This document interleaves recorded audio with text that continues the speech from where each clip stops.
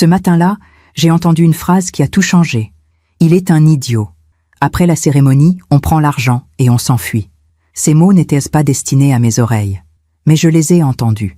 Et ils venaient de la bouche de celle qui, dans quelques heures, allait devenir ma belle-fille.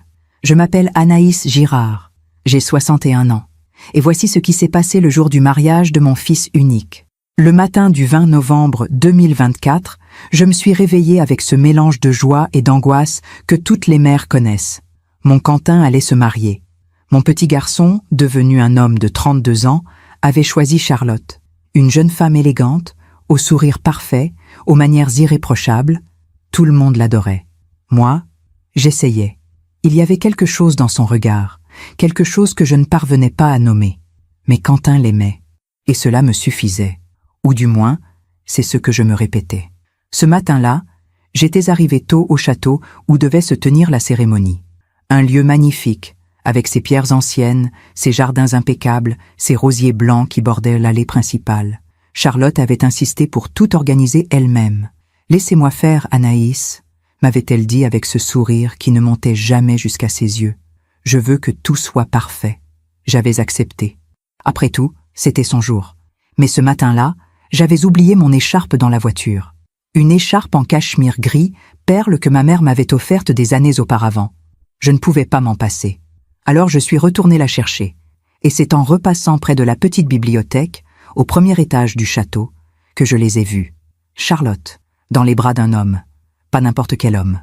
Julien, le meilleur ami de Quentin depuis l'enfance. Celui qui devait être son témoin dans quelques heures.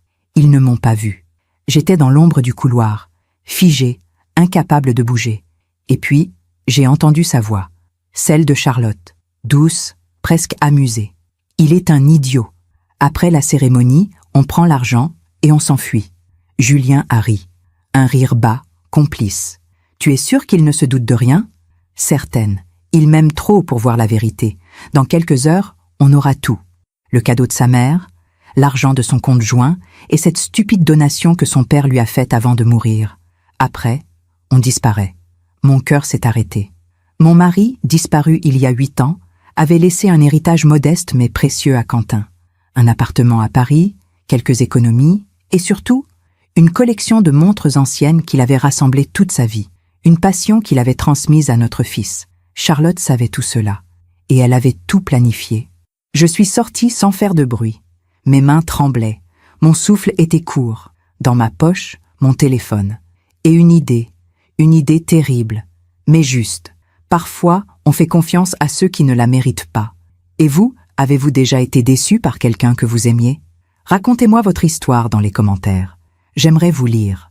Je suis descendue par l'escalier de service, celui que personne n'emprunte jamais. Mes jambes tremblaient. Mon cœur cognait si fort dans ma poitrine que j'avais peur qu'on l'entende. Il est un idiot. Après la cérémonie, on prend l'argent et on s'enfuit. Ces mots tournaient dans ma tête comme une chanson qu'on ne peut pas oublier. Je suis sortie dans le jardin. L'air frais de novembre m'a giflé le visage. J'ai respiré profondément, 1 fois, 2 fois, 3 fois. Mais la nausée ne passait pas. Mon fils, mon Quentin, celui que j'avais porté, élevé, protégé pendant 32 ans. Celui qui avait pleuré dans mes bras quand son père était mort. Celui qui m'appelait encore tous les dimanches pour prendre de mes nouvelles. Il allait se faire détruire. Et je venais de l'apprendre 3 heures avant son mariage. Je me suis assise sur un banc de pierre, près de la roseraie. Mes mains tremblaient, toujours. J'ai sorti mon téléphone de ma poche. L'écran s'est allumé. 11h45. La cérémonie était prévue pour 15h. 3h15. 3h15 pour décider quoi faire. Je me souviens du jour où Quentin m'a parlé de Charlotte pour la première fois. C'était en mars 2023, presque 2 ans auparavant. Il était venu déjeuner chez moi comme tous les samedis. J'avais préparé son plat préféré, un bœuf bourguignon que je laissais mijoter pendant des heures, celui que son père faisait toujours pour les grandes occasions. Quentin avait ce sourire. Ce sourire que je ne lui avais pas vu depuis la mort de son père. Maman, j'ai rencontré quelqu'un. Mon cœur s'était réchauffé. Après toutes ces années où je l'avais vu seul, concentré sur son travail d'architecte, refusant toutes les invitations, toutes les tentatives de ses amis pour le présenter à des jeunes femmes. Enfin, il souriait à nouveau. Elle s'appelle Charlotte. Elle travaille dans une galerie d'art. Elle est différente, maman. Différente. C'est le mot qu'il avait utilisé. Et il avait raison. Charlotte était différente. Je l'ai rencontrée 2 semaines plus tard. Quentin l'avait invitée à dîner chez moi. Elle était arrivée avec un bouquet de pivoine blanche et une bouteille de vin dont je n'avais jamais entendu parler, mais qui coûtait probablement une fortune. « Madame Girard, c'est un honneur de vous rencontrer. Quentin parle tellement de vous. » Sa voix était douce. Ses manières, parfaites. Elle portait une robe simple mais élégante, des boucles d'oreilles discrètes, un parfum délicat qui sentait le jasmin et la vanille. Tout en elle semblait étudier. Pendant le dîner, elle a posé toutes les bonnes questions. Elle s'est intéressée à mon travail d'enseignante à la retraite, à mes lectures, à mes voyages. Elle a ri aux bonnes blagues. Elle a complimenté la décoration de mon appartement. Et pourtant, quelque chose ne collait pas. Ses yeux. Quand elle pensait que personne ne la regardait, ses yeux devenaient froids, calculateurs, comme si elle analysait chaque détail, chaque mot, chaque geste. Mais Quentin la regardait comme si elle était la 8e merveille du monde. Alors je me suis tue. Les mois ont passé. Charlotte est devenue une présence constante dans la vie de mon fils. Elle l'accompagnait partout. Elle organisait leurs sorties, choisissait leurs restaurants, planifiait leurs week-ends. Au début, je trouvais cela charmant. Quentin avait toujours été un peu distrait, un peu dans les nuages. Il avait besoin de quelqu'un d'organisé. Mais peu à peu, j'ai remarqué autre chose. Charlotte décidait de tout. Quentin voulait passer Noël 2023 chez moi, comme nous l'avions toujours fait. Charlotte a insisté pour qu'ils partent aux Maldives. C'est notre premier Noël ensemble, chérie. Je veux que ce soit inoubliable. Quentin voulait garder l'appartement de son père à Paris, celui que nous avions rénové ensemble après le décès. Charlotte a suggéré de le vendre. On pourrait acheter quelque chose de plus moderne, quelque chose qui est vraiment à nous. Quentin aimait ses dimanches tranquilles, ses promenades au Luxembourg, ses après-midi à lire dans les cafés. Charlotte a rempli son agenda. Vernissage, dîner mondain, soirée avec des gens qu'il ne connaissait pas. Et à chaque fois, Quentin cédait. Parce qu'il l'aimait, ou parce qu'il avait peur de la perdre. C'est en septembre 2024 que Quentin m'a annoncé leur fiançailles. Il était passé me voir un soir, sans Charlotte. C'était rare désormais. Il semblait nerveux. Heureux, mais nerveux. « Maman, je vais lui demander sa main. » Mon cœur s'est serré. Pas de joie, de peur. « Tu es sûr, mon chéri ?» Il a souri. Ce sourire fatigué que je commençais à trop bien connaître. « Elle est tout pour moi, maman. Sans elle, je suis vide. Vide. » Ce mot m'a glacé. Mais qu'est-ce que je pouvais dire? Que je n'aimais pas sa fiancée, que je trouvais son sourire faux, que j'avais l'impression qu'elle le vidait de sa substance petit à petit. Je n'avais aucune preuve, juste une intuition. Alors j'ai souri, je l'ai embrassé, et j'ai dit « Alors je suis heureuse pour toi ». Un mensonge, le premier de tant d'autres. Le mariage a été planifié à une vitesse folle. Charlotte voulait que tout soit parfait. Elle a choisi le château, les fleurs, le menu, la musique, les invitations. Elle a tout contrôlé.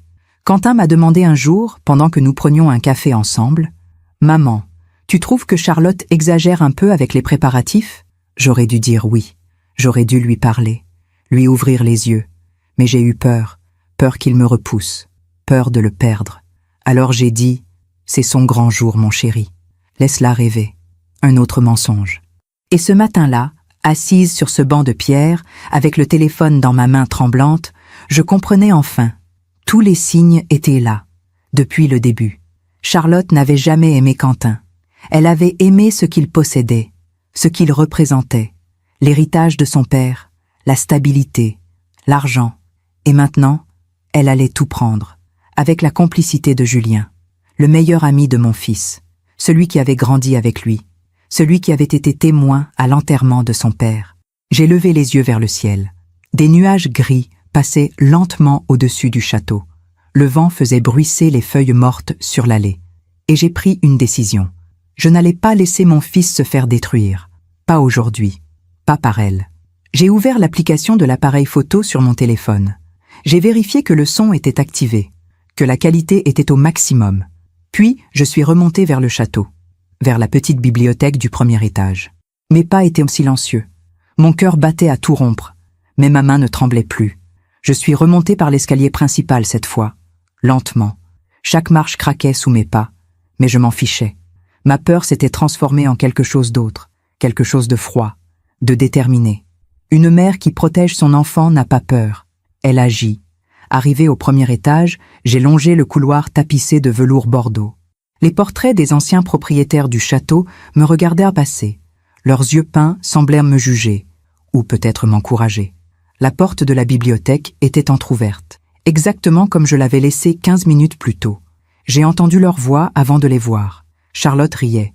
Un rire cristallin, celui qu'elle réservait aux cocktails mondains, au vernissage, au dîner où elle jouait son rôle de fiancée parfaite. Mais là, ce rire était différent, victorieux. Je me suis approchée sans bruit. Mon téléphone était dans ma main, l'application caméra déjà ouverte. J'ai appuyé sur le bouton d'enregistrement vidéo. Le petit point rouge est apparu à l'écran. J'ai levé l'appareil, juste assez pour cadrer la scène à travers l'entrebâillement de la porte. Charlotte était assise sur le bord du bureau en acajou, ses jambes croisées, sa robe de mariée déjà enfilée.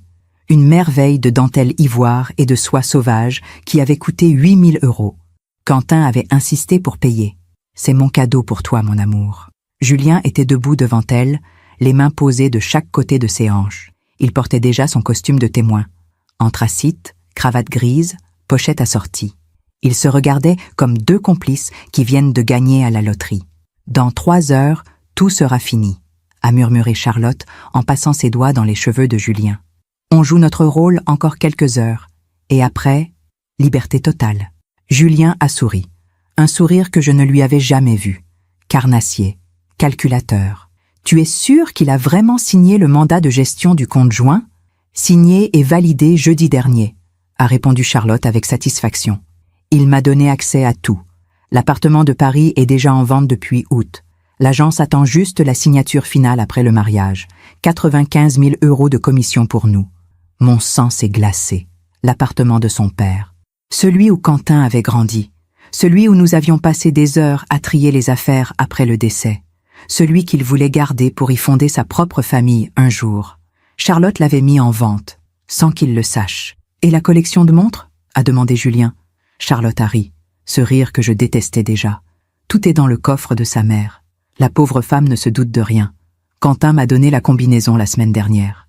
Il voulait que je choisisse une montre pour ton cadeau de témoin. Touchant, n'est-ce pas ? Ma respiration s'est coupée. Le coffre où j'avais rangé la collection de mon mari. 23 montres anciennes, certaines datant du 19e siècle. Une Patek Philippe de 1928.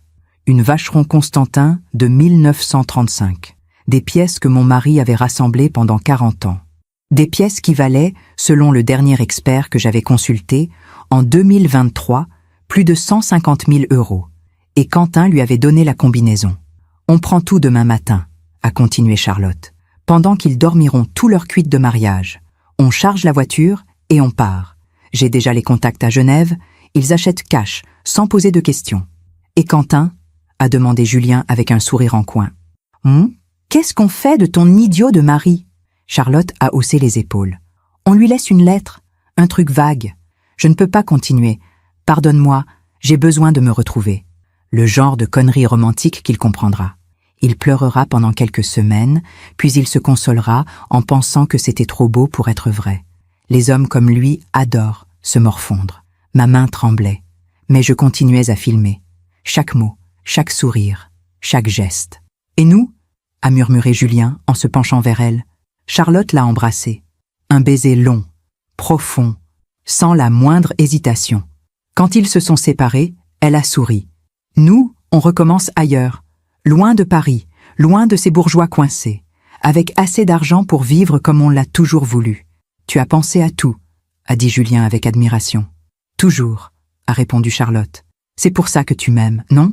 J'ai arrêté l'enregistrement. 3 minutes et 47 secondes. 3 minutes et 47 secondes qui allaient tout changer.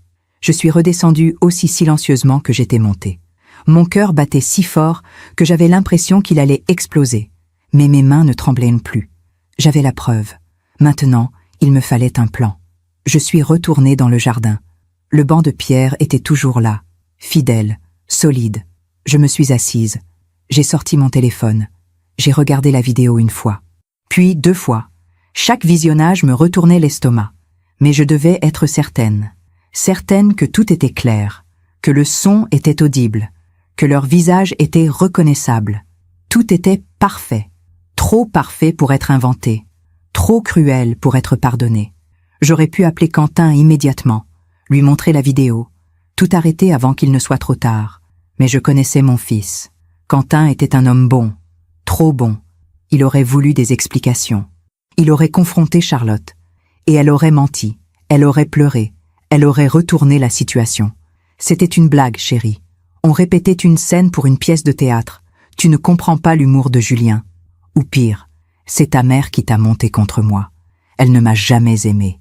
Elle invente des histoires pour nous séparer. Et Quentin, parce qu'il l'aimait, parce qu'il voulait y croire, aurait peut-être douté. De la vidéo, de moi, de lui-même. Non. Il fallait que ce soit public.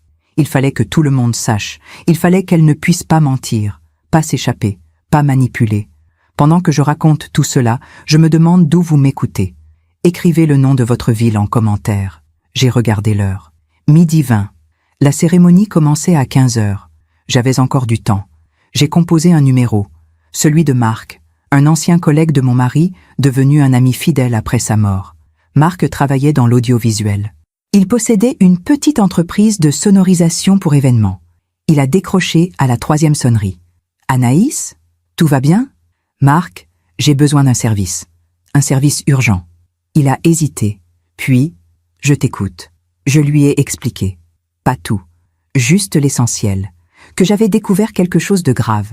Que je devais projeter une vidéo pendant la cérémonie. Que c'était une question de vie ou de mort. Pas littéralement, mais presque. Marc a soupiré. « Anaïs, tu es sûre de ce que tu fais ? » « Certaine. » Un long silence. Puis, « D'accord, j'arrive dans 1 heure. » J'ai raccroché. J'ai respiré profondément. La première partie du plan était en place. Maintenant, il fallait que je trouve le courage d'aller jusqu'au bout. Je suis restée assise sur ce banc pendant encore quelques minutes. Le vent faisait voler des feuilles mortes autour de moi. Le ciel devenait de plus en plus gris. On aurait dit que même la nature savait que ce mariage n'aurait pas lieu. À 13h, Marc est arrivé. Fidèle, discret. Il portait une sacoche noire remplie de câbles, d'adaptateurs, de télécommandes. « Montre-moi où se trouve l'écran de projection », a-t-il dit simplement. Je l'ai conduit vers la salle de réception. Une immense pièce aux murs lambrissés, aux lustres de cristal, aux fenêtres donnant sur le parc. Au fond, un grand écran blanc avait été installé pour projeter un montage photo de Quentin et Charlotte pendant le cocktail. Un montage de mensonges. Marc a étudié le système. Il a hoché la tête. C'est faisable. Je vais connecter ton téléphone directement au projecteur. Tu me donnes le signal et ça démarre. Et si quelqu'un essaie d'arrêter la vidéo? Il a souri. Un sourire complice. J'ai prévu ça. Je verrouille le système. Une fois lancé, personne ne peut l'arrêter avant la fin. J'ai senti mes épaules se détendre. Pour la première fois depuis ce matin, j'ai eu l'impression de respirer vraiment. Merci Marc. Il a posé sa main sur mon épaule. Philippe aurait fait la même chose pour Quentin. Philippe, mon mari, le père de Quentin. Des larmes me sont montées aux yeux, mais je les ai refoulées. Ce n'était pas le moment de pleurer. C'était le moment d'agir. À 14h30, les invités ont commencé à arriver. Des couples élégants, des femmes en robes longues, des hommes en costumes sombres. Tout le monde souriait. Tout le monde était heureux. Personne ne savait. J'ai enfilé ma robe. Une robe simple, en crêpe gris perle, celle que j'avais achetée en octobre pour l'occasion. J'ai attaché le collier de perles que Philippe m'avait offert pour nos 20 ans de mariage. J'ai mis mes escarpins noirs. Je me suis regardée dans le miroir de ma chambre d'hôtel. J'avais l'air calme. Mais à l'intérieur, j'étais un volcan. À 14h50, je suis descendue vers la chapelle. Une petite chapelle attenante au château, restaurée avec goût, avec ses vitraux anciens, ses bancs en chêne, son autel orné de roses blanches. Les invités étaient déjà installés. 72 personnes. La famille de Quentin, ses amis, ses collègues et la famille de Charlotte. Des gens que je ne connaissais pas. Des visages froids, distants. Je me suis assise au premier rang, côté gauche. La place de la mère du marié. Mon fils est arrivé quelques minutes plus tard. Il était magnifique dans son costume anthracite. Mais il était pâle, nerveux. Il m'a regardé. Il a souri. Un sourire fragile. J'ai souri en retour. Et j'ai prié pour qu'il me pardonne un jour. La musique a commencé. Un quatuor à cordes installé dans le coin gauche de la chapelle. Vivaldi, les 4 saisons, le printemps. Charlotte avait tout choisi, jusqu'à la musique. Je veux que notre mariage soit un nouveau départ, chérie, un printemps après l'hiver. Quentin avait trouvé ça poétique. Moi, je trouvais ça calculé. Les portes de la chapelle se sont ouvertes, et elle est apparue. Charlotte, dans sa robe de dentelle ivoire, un bouquet de pivoine blanche entre les mains, ses cheveux relevés en un chignon savant, quelques mèches encadrant son visage. Elle était magnifique, comme un tableau parfait, comme un mensonge parfait. Elle a remonté l'allée centrale au bras de son père, un homme grand, aux cheveux gris, au regard froid. Monsieur Dufresne, un avocat d'affaires à la retraite. Je l'avais rencontré 2 fois. 2 fois où il m'avait à peine adressé la parole. Charlotte souriait, ce sourire radieux qu'elle maîtrisait si bien. Elle saluait les invités d'un mouvement de tête gracieux, une princesse dans son royaume. Quand elle est passée devant moi, nos regards se sont croisés. Une fraction de seconde. Dans ses yeux, j'ai vu quelque chose que personne d'autre ne pouvait voir. Du mépris, du triomphe. Elle pensait avoir gagné. Elle a rejoint Quentin devant l'autel. Mon fils la regardait comme si elle était la 8e merveille du monde. Ses yeux brillaient. Il était ému, heureux. Il ne voyait pas ce que moi je voyais. Il ne savait pas ce que moi je savais. Le prêtre s'est avancé. Père Dominique. Un homme d'une 60aine d'années, à la voix douce, que Quentin connaissait depuis l'enfance. C'est lui qui avait célébré l'enterrement de Philippe. C'est lui qui avait baptisé Quentin 32 ans plus tôt. Il a ouvert son missel. Il a souri aux mariés. Mes chers amis, nous sommes réunis en ce 20 novembre de l'an 2024 pour célébrer l'union de Quentin et Charlotte. Sa voix résonnait dans la chapelle. Calme, solennelle. Les invités écoutaient religieusement. Moi, je comptais les minutes. Le prêtre a parlé de l'amour, de l'engagement, de la fidélité, de la confiance. Chaque mot était un coup de poignard. Charlotte écoutait avec un air recueilli, les mains jointes, le regard baissé, l'image même de la fiancée pieuse. Julien, debout à la droite de Quentin en tant que témoin, avait exactement la même expression. Sérieux, respectueux. Personne ne pouvait deviner. Personne, sauf moi. Pendant que le prêtre continuait son homélie, j'ai discrètement sorti mon téléphone de mon sac. Je l'ai posé sur mes genoux, caché sous mon châle en cachemire. J'ai ouvert l'application de messagerie. Marc était installé dans la salle de réception, à côté du projecteur. Nous avions tout préparé, un simple message de ma part, et il lancerait tout. Mais pas encore, pas avant le bon moment. « Quentin, » a dit le prêtre en se tournant vers mon fils, « acceptez-vous de prendre Charlotte pour épouse, de l'aimer et de la chérir, dans la joie comme dans la peine, dans la richesse comme dans la pauvreté, dans la santé comme dans la maladie, tous les jours de votre vie ?» Quentin a souri, un sourire lumineux. « Oui, je le veux. » Sa voix était ferme, convaincue. Mon cœur s'est brisé un peu plus. « Charlotte, » a continué le prêtre, « acceptez-vous de prendre Quentin pour époux, de l'aimer et de le chérir, dans la joie comme dans la peine, dans la richesse comme dans la pauvreté, dans la santé comme dans la maladie, tous les jours de votre vie ?» Charlotte a levé les yeux vers Quentin. Elle a souri, ce sourire parfait, ce sourire de mensonge. « Oui, je le veux. » Sa voix était douce, émue, une actrice parfaite. Le prêtre a fait une pause. Il a regardé l'assemblée. Si quelqu'un connaît une raison pour laquelle ces 2 personnes ne devraient pas être unies par le mariage, qu'il parle maintenant ou se taise à jamais. Le silence. Un silence absolu. On aurait entendu une plume tomber. C'était le moment. Le moment que j'avais attendu, redouté, préparé. J'ai respiré profondément. 1 fois, 2 fois. Mes mains tremblaient. Mon cœur cognait dans ma poitrine comme un tambour de guerre. Je me suis levé. Lentement. Tous les regards se sont tournés vers moi. 72 paires d'yeux. Stupéfaits. Choqués. Quentin me regardait, les yeux écarquillés. Il ne comprenait pas. Charlotte me regardait aussi. Et dans ses yeux, pour la première fois, j'ai vu quelque chose qui ressemblait à de la peur. Moi, ai-je dit d'une voix claire, plus claire que je ne l'aurais cru possible. J'ai quelque chose à dire. Le prêtre a ouvert la bouche. Il ne savait pas quoi faire.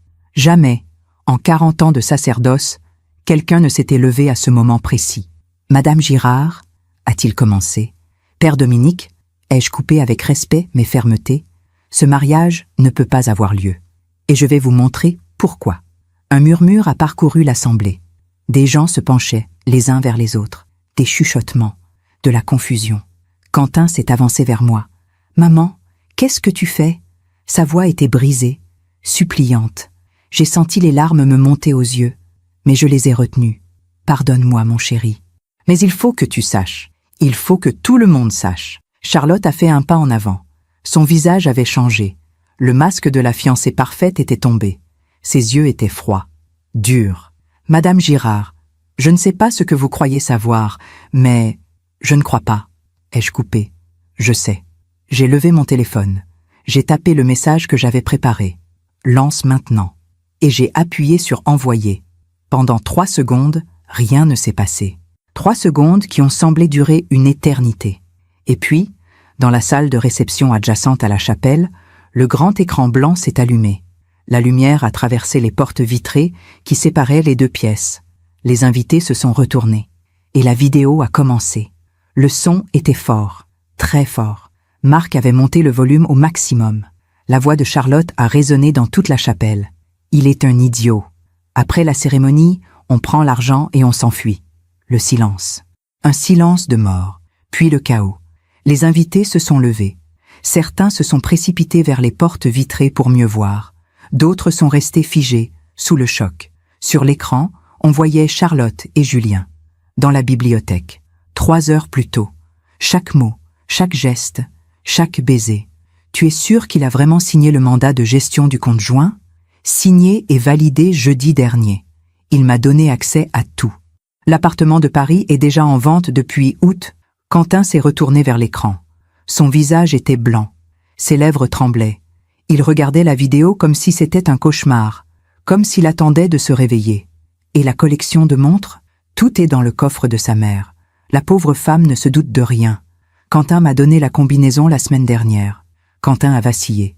Julien, son meilleur ami, son témoin, s'est approché de lui. « Quentin, écoute, ce n'est pas... » Mon fils l'a repoussé, violemment. « Ne me touche pas. » Sa voix était méconnaissable, brisée, furieuse.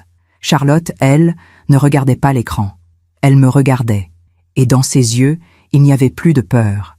Il y avait de la haine, pure, absolue. « Vous, » a-t-elle sifflé, « vous avez tout gâché. » Sur l'écran, la vidéo continuait. « Et Quentin, qu'est-ce qu'on fait de ton idiot de mari? On lui laisse une lettre, un truc vague. Je ne peux pas continuer, pardonne-moi. J'ai besoin de me retrouver. » Le genre de connerie romantique qu'il comprendra. Quentin s'est tourné vers Charlotte. Il la regardait comme s'il la voyait pour la première fois. Et peut-être que c'était vrai. Peut-être que, pour la première fois, il voyait vraiment qui elle était. « C'est vrai ?» a-t-il demandé d'une voix blanche. « Tout ce qu'elle dit sur cette vidéo, c'est vrai ?» Charlotte a ouvert la bouche, puis l'a refermée. Pour la première fois depuis que je la connaissais, elle ne savait pas quoi dire. Elle ne pouvait pas mentir. Pas avec cette vidéo qui tournait en boucle derrière elle. Julien a tenté de s'éclipser, de sortir discrètement par la porte latérale. Mais 2 invités, des amis de Quentin, l'ont bloqué. « Tu ne vas nulle part », a dit l'un d'eux. Le père de Charlotte s'est avancé. Monsieur Dufresne. Son visage était cramoisi. De honte, de colère. Il a regardé sa fille. « Charlotte, dis-moi que ce n'est pas vrai. » Elle n'a rien répondu. Elle s'est contentée de fixer le sol. Je me demande encore si j'ai fait le bon choix. Et vous? Qu'auriez-vous fait à ma place? La vidéo s'est arrêtée. 3 minutes et 47 secondes. 3 minutes et 47 secondes qui avaient tout détruit, ou tout sauvé, selon le point de vue. Le prêtre s'est raclé la gorge. Il ne savait pas quoi faire. Jamais il n'avait vécu une telle situation. « Je crois, » a-t-il commencé d'une voix hésitante, « je crois que cette cérémonie ne peut pas continuer. » Quentin a arraché sa boutonnière. Il l'a jetée par terre, puis il a regardé Charlotte une dernière fois. « Sors d'ici, » a-t-il dit d'une voix tremblante. « Sors d'ici avant que je fasse quelque chose que je regretterai. » Charlotte a relevé la tête. Elle a ouvert la bouche pour parler. Mais aucun son n'est sorti. Elle a tourné les talons. Elle a remonté l'allée centrale. Seule. Sans son bouquet. Sans sa dignité. La robe de 8 000 € traînant sur le sol de pierre. Les invités s'écartaient sur son passage. Personne ne la regardait. Personne ne lui adressait la parole. Elle était devenue invisible. Julien a tenté de la suivre, Mais Quentin l'a attrapé par le bras. « Toi, a-t-il dit d'une voix sourde, tu étais mon frère. » Julien a baissé les yeux. « Quentin, tais-toi. Juste, tais-toi. » Quentin l'a relâché. Julien est sorti en courant. Puis le silence est retombé. Un silence pesant, écrasant. Les invités ne savaient pas quoi faire. Partir? Rester? Consoler Quentin? Mon fils s'est tourné vers moi. Il m'a regardé longuement. Je ne savais pas ce qu'il allait dire, ce qu'il allait faire. J'avais détruit son mariage, brisé son rêve, humilié la femme qu'il aimait devant 72 témoins. Peut-être qu'il me détesterait pour toujours. Mais au lieu de cela, il a fait quelque chose que je n'attendais pas. Il s'est avancé vers moi, et il m'a serré dans ses bras, fort, si fort que j'ai eu du mal à respirer. « Merci, maman », a-t-il murmuré contre mon épaule. « Merci de m'avoir sauvé. » Et là, enfin, j'ai pleuré. Les heures qui ont suivi sont floues dans ma mémoire, comme si mon cerveau avait décidé de tout enregistrer au ralenti, de tout filtrer à travers un voile de brume. Je me souviens de certains détails avec une netteté troublante. Le bruit des talons de Charlotte sur les dalles de pierre alors qu'elle sortait de la chapelle, le parfum de jasmin et de vanille qu'elle portait et qui flottait encore dans l'air, le tremblement des mains de Quentin quand il a desserré sa cravate. Et je me souviens du silence, ce silence pesant, gênant, que personne n'osait briser. Les invités sont sortis petit à petit. Certains nous ont adressé des regards compatissants, d'autres des regards curieux, avides de détails à raconter plus tard, autour d'un dîner. Tu ne devineras jamais ce qui s'est passé au mariage des Girard. Quelques amis proches de Quentin sont restés. Marc, bien sûr, qui est descendu de la salle de réception et s'est tenu discrètement à l'écart. 2 collègues architectes de mon fils. Et Suzanne, ma meilleure amie depuis 25 ans, qui m'a serré dans ses bras sans dire un mot. Parfois, le silence vaut tous les discours du monde. Le père Dominique s'est approché de Quentin. Il a posé une main sur son épaule. « Mon garçon, je suis profondément désolé de ce que tu viens de vivre. » Quentin a hoché la tête, incapable de parler. Ses yeux étaient rouges, mais il ne pleurait pas. Pas encore. Je connaissais mon fils. Il était en état de choc. La douleur viendrait plus tard, quand il serait seul, quand il réaliserait vraiment ce qui venait de se passer. « Si tu as besoin de parler, je suis là, » a continué le prêtre. « À n'importe quelle heure, n'importe quel jour. »« Merci, mon père, » a murmuré Quentin. Le prêtre m'a regardé. Dans ses yeux, je n'ai vu aucun jugement, seulement de la compassion. « Vous avez fait ce qu'il fallait, Anaïs. Ce n'était pas facile, mais c'était juste. » Ces mots m'ont soulagé plus qu'il ne le saura jamais. Vers 16 heures, le château s'est vidé complètement. Il ne restait plus que Quentin, Marc, Suzanne et moi. La salle de réception, avec ses tables dressées, ses nappes blanches immaculées, ses centres de tables de rose et de lys, ses assiettes en porcelaine fine, attendait des invités qui ne viendraient jamais. Un banquet pour 150 personnes. Menu à 120 € par tête. Tout était prêt. Le homard en entrée, le filet de bœuf en plat principal, la pièce montée de 7 étages qui trônait sur une table d'honneur décorée de guirlandes de fleurs blanches. 18 000 € de réception.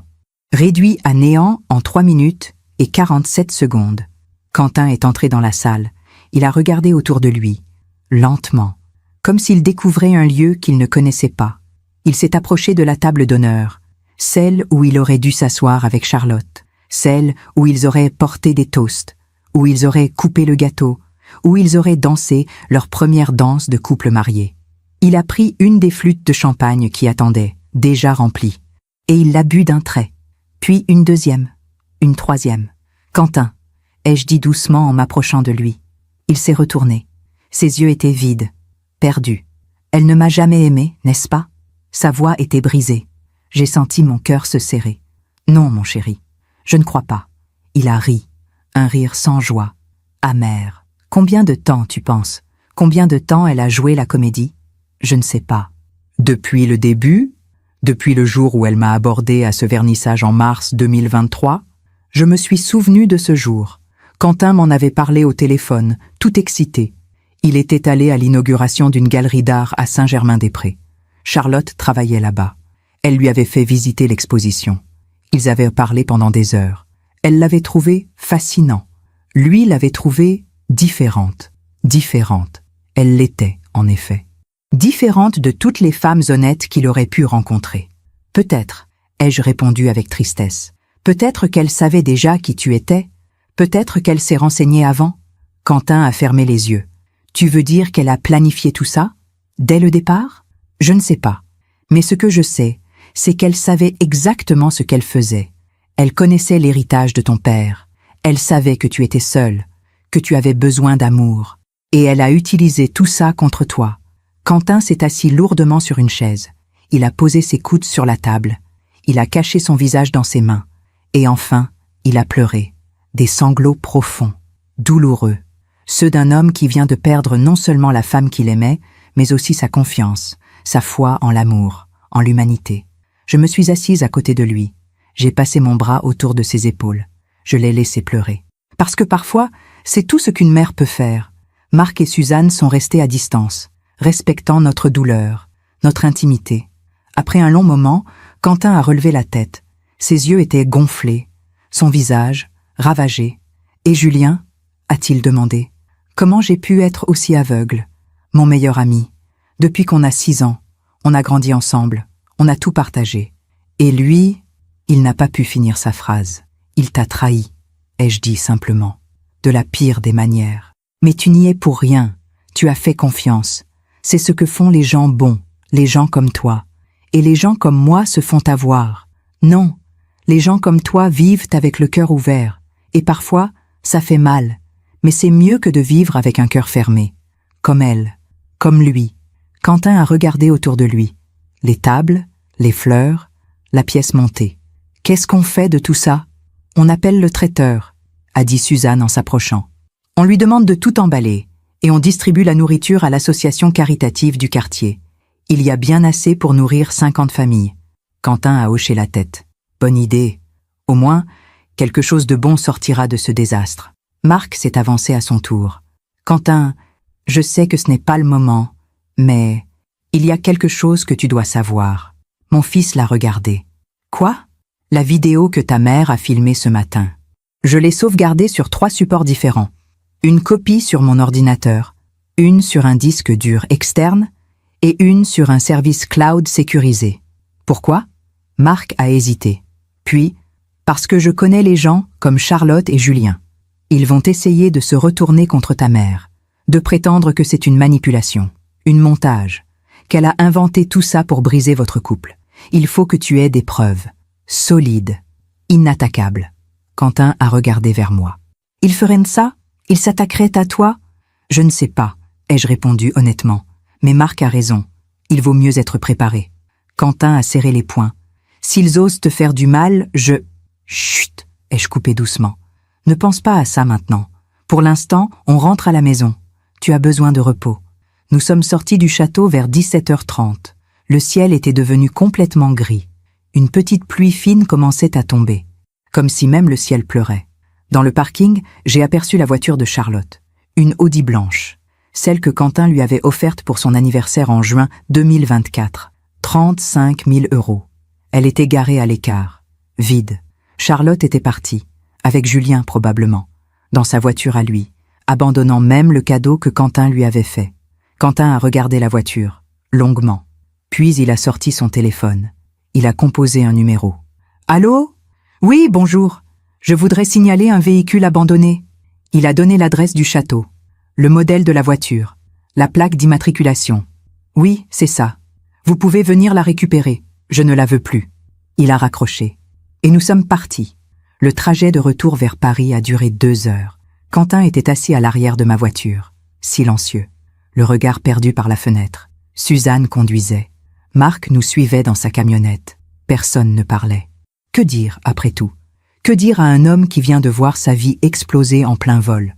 Vers 19h30, nous sommes arrivés chez moi, mon appartement du 14e arrondissement, 3 pièces au 5e étage d'un immeuble haussmannien. L'appartement où Quentin avait grandi, où il revenait toujours quand il avait besoin de réconfort. Je lui ai préparé sa chambre, celle qu'il occupait adolescent.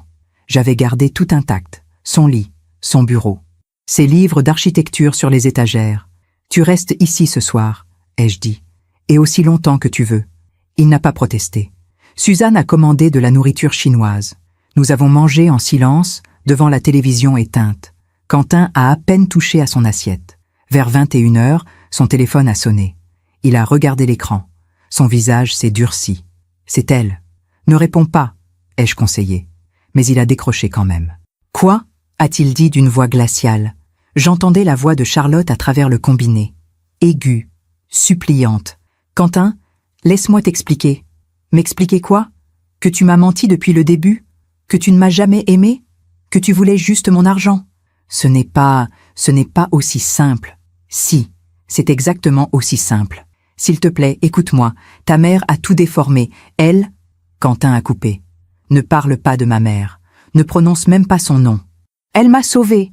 Elle a vu ce que moi, aveugle idiot que je suis, je refusais de voir.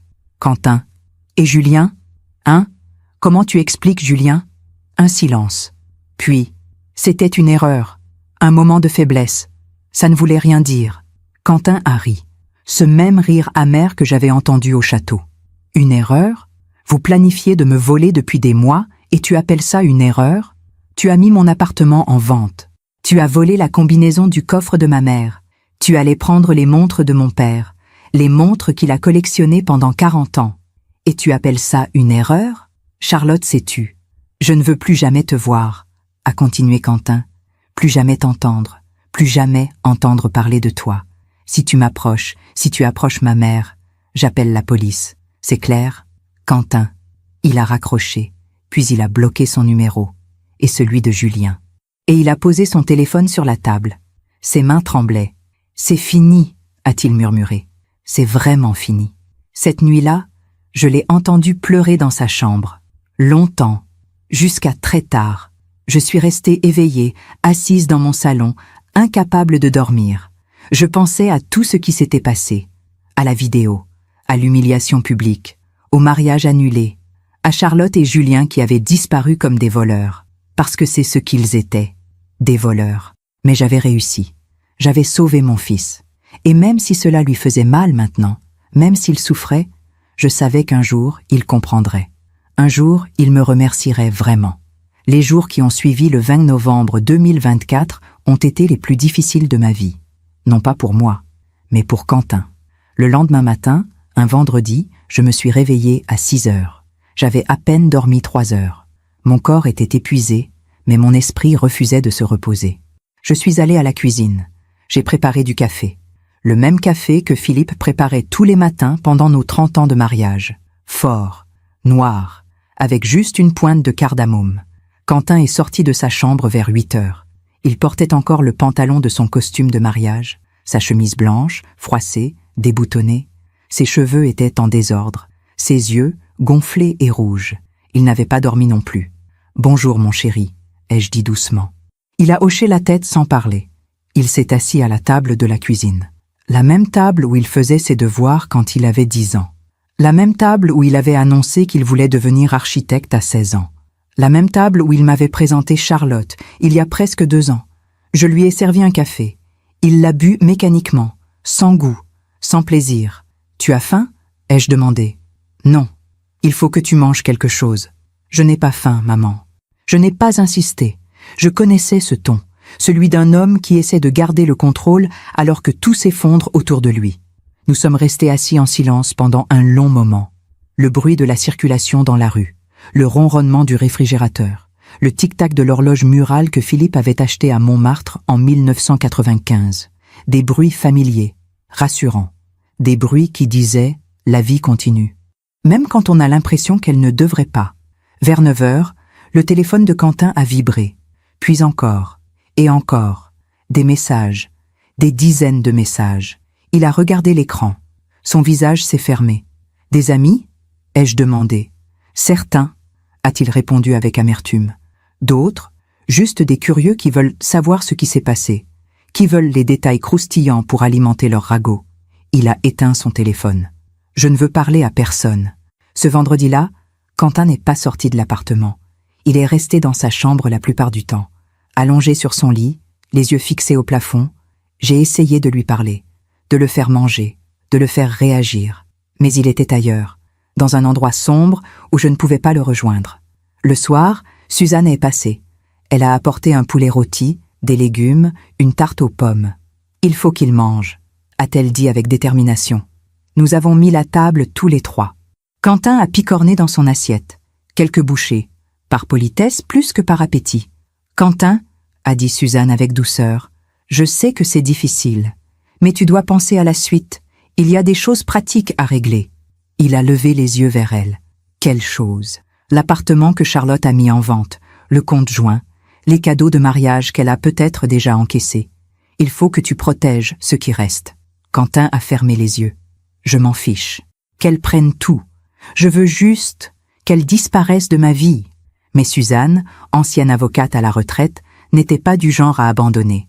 Non, tu ne vas pas lui faciliter la tâche. Elle t'a trahi. Elle a essayé de te voler. Tu as le droit de te défendre. Suzanne a raison, ai-je ajouté. Charlotte et Julien ont planifié tout ça. Ils méritent d'en subir les conséquences. Quentin a soupiré.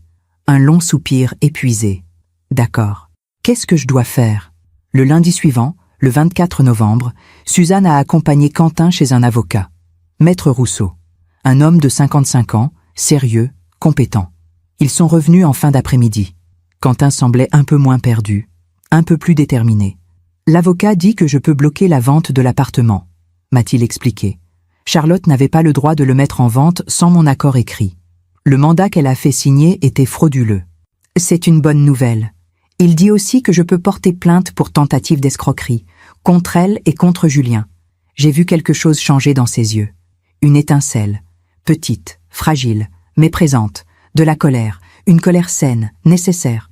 Parce que la colère, parfois, c'est ce qui nous empêche de sombrer complètement. « Tu vas le faire ?» ai-je demandé. « Je ne sais pas encore. Maître Rousseau m'a conseillé d'attendre un peu. De voir si Charlotte ou Julien essaient de me contacter, de me menacer, de prendre quoi que ce soit. Pour l'instant, la vidéo que tu as filmée suffit comme preuve. Mais si jamais ils tentent quelque chose, alors oui, je porterai plainte. » J'ai hoché la tête. Je pense que c'est sage. Cette nuit-là, Quentin a mieux dormi. Pas beaucoup, mais mieux. Le lendemain matin, il s'est levé plus tôt. Il a pris une douche, il s'est rasé, il a enfilé des vêtements propres, petits gestes, mais essentiels. Les gestes qui disent « je ne vais pas me laisser détruire ». La semaine suivante a été étrange. Quentin a commencé à trier ses affaires. Toutes les affaires qui étaient encore chez Charlotte, chez eux, dans l'appartement qu'ils avaient loué ensemble à Montparnasse depuis septembre 2023. Il y est allé un mercredi matin, le 27 novembre. J'ai insisté pour l'accompagner. « Je ne veux pas que tu y ailles seul, » ai-je dit. Il n'a pas protesté. L'appartement était vide. Charlotte était partie. Elle avait emporté toutes ses affaires, ses vêtements, ses livres, ses tableaux, ses meubles. Elle avait laissé seulement ce qui appartenait à Quentin. Et un mot, un simple mot, posé sur la table de la cuisine. Quentin l'a lu. Ses mains tremblaient, puis il me l'a tendu. « Quentin, je sais que tu ne me pardonneras jamais. Je ne te demande pas de le faire. Ce qui s'est passé au château, c'était une humiliation publique que je ne méritais pas. Ta mère a tout détruit. Mais peut-être qu'elle avait raison. Peut-être que je ne t'ai jamais vraiment aimé comme tu le méritais. Je ne vais pas m'excuser. Je ne vais pas supplier. Nous savons tous les deux que c'est fini. Je te laisse l'appartement. Je te laisse tout. Considère ça comme une compensation. Ne me cherche pas. Je ne reviendrai pas. Charlotte. » Quentin a froissé le papier dans sa main, fort, jusqu'à ce que ses jointures deviennent blanches. « Elle ne méritait pas l'humiliation ?» a-t-il murmuré d'une voix tremblante. « Elle ne méritait pas? Et moi, je méritais quoi? D'être trahi, volé, humilié par celle que j'aimais et par mon meilleur ami ?» Il a jeté le papier froissé à travers la pièce. « Elle ne présente même pas d'excuses, » a-t-il continué, la voix brisée. « Elle rejette tout sur toi, sur ta mère, comme si tu étais le monstre, comme si elle était la victime. C'est ce que font les manipulateurs, ai-je dit doucement. Ils ne prennent jamais la responsabilité de leurs actes. Ils retournent toujours la situation pour se poser en victime. » Quentin s'est assis par terre, dos contre le mur, tête entre les mains. 2 ans, maman. 2 ans de ma vie. 2 ans où j'ai cru, où j'ai espéré, où j'ai aimé. Pour rien. Tout ça pour rien. Je me suis assise à côté de lui. J'ai passé mon bras autour de ses épaules. Non, pas pour rien. Tu as appris quelque chose de douloureux, mais d'important. Quoi? Que je suis un idiot? Non, que ton cœur est bon. Trop bon peut-être, mais c'est une qualité, pas un défaut. Le problème n'est pas toi, c'est elle. Nous sommes restés assis là pendant un long moment, dans cet appartement vide qui résonnait d'échos de mensonges, d'une vie qui n'avait jamais vraiment existé. Puis Quentin s'est levé. Il a pris ses cartons, ses livres, ses affaires, et nous sommes partis. En décembre, Quentin a commencé à voir un thérapeute, une femme d'une 60aine d'années, recommandée par Suzanne, Madame Lefebvre, spécialisée dans les traumatismes relationnels. Au début, il était réticent. « Je n'ai pas besoin de thérapie, maman, j'ai juste besoin de temps. » Mais je l'ai encouragé, avec douceur, sans pression. Le temps guérit les blessures, c'est vrai. Mais parfois, on a besoin d'aide pour que la guérison soit complète. Il y est allé, une fois par semaine, tous les jeudis après-midi. Je ne lui ai jamais demandé ce qu'il disait pendant ses séances. C'était son espace, son intimité. Mais j'ai vu les changements, subtils, progressifs. Il souriait un peu plus. Il dormait mieux. Il recommençait à s'intéresser à son travail, à ses projets d'architecture. La vie reprenait ses droits. Lentement, mais sûrement. Un soir, début décembre, nous dînions ensemble. J'avais préparé un gratin dauphinois, son plat préféré quand il était enfant. Il a mangé avec appétit, pour la première fois depuis des semaines.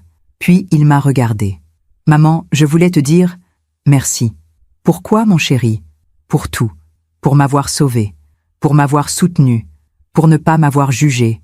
Pour être là. » J'ai senti les larmes me monter aux yeux. « Tu es mon fils. Je serai toujours là. » Il a souri. Un vrai sourire. Le premier depuis le 20 novembre. Je sais. Et c'est pour ça que je m'en sortirai. Parce que je ne suis pas seule.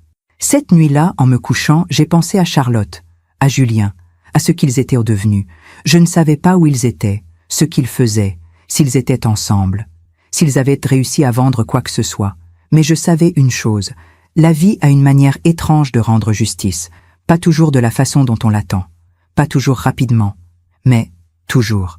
C'est le 15 décembre 2024 que tout a basculé à nouveau, presque un mois après le mariage annulé. Un mois pendant lequel Quentin avait commencé à reconstruire sa vie, lentement, difficilement, mais courageusement. Un mois pendant lequel je pensais que Charlotte et Julien avaient définitivement disparu de nos vies. Je me trompais. Ce matin-là, je me suis réveillée avec une sensation étrange, une anxiété diffuse que je ne parvenais pas à expliquer, comme si quelque chose de mauvais allait arriver. J'ai essayé de l'ignorer. J'ai préparé le petit déjeuner. J'ai lu le journal. J'ai arrosé mes plantes, mais la sensation ne partait pas. Vers 11 heures, mon téléphone a sonné. Un numéro inconnu. J'ai hésité, puis j'ai décroché. « Allô ? Madame Girard ?» Une voix masculine, formelle, sérieuse. « Oui, c'est moi. Ici le commissaire Blanchard, de la brigade financière. J'aurais besoin de vous parler, ainsi qu'à votre fils. » Mon cœur s'est arrêté. « La brigade financière ? Mais pourquoi ? Une plainte a été déposée contre vous et contre monsieur Quentin Girard, pour diffamation, atteinte à l'image et harcèlement moral. » Le monde a vacillé autour de moi. Quoi ? Mais qui a déposé cette plainte ? Mademoiselle Charlotte Dufresne et monsieur Julien Mercier. J'ai dû m'asseoir. Mes jambes ne me portaient plus. Charlotte, Julien, ils avaient osé, après tout ce qu'ils avaient fait, après avoir essayé de voler mon fils, de le détruire. Ils avaient osé porter plainte contre nous. C'est absurde, ai-je balbutié. Nous n'avons rien fait de mal. Madame Girard, je ne juge pas. Je constate.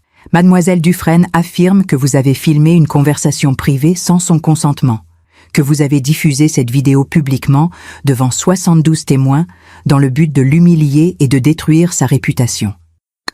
Mais cette vidéo, elle prouve qu'elle voulait voler mon fils ? C'est ce que nous allons examiner. Mais pour l'instant, je dois vous convoquer, vous et votre fils, pour un entretien. Demain, 14 heures, au commissariat du 6e arrondissement. J'ai raccroché. Mes mains tremblaient.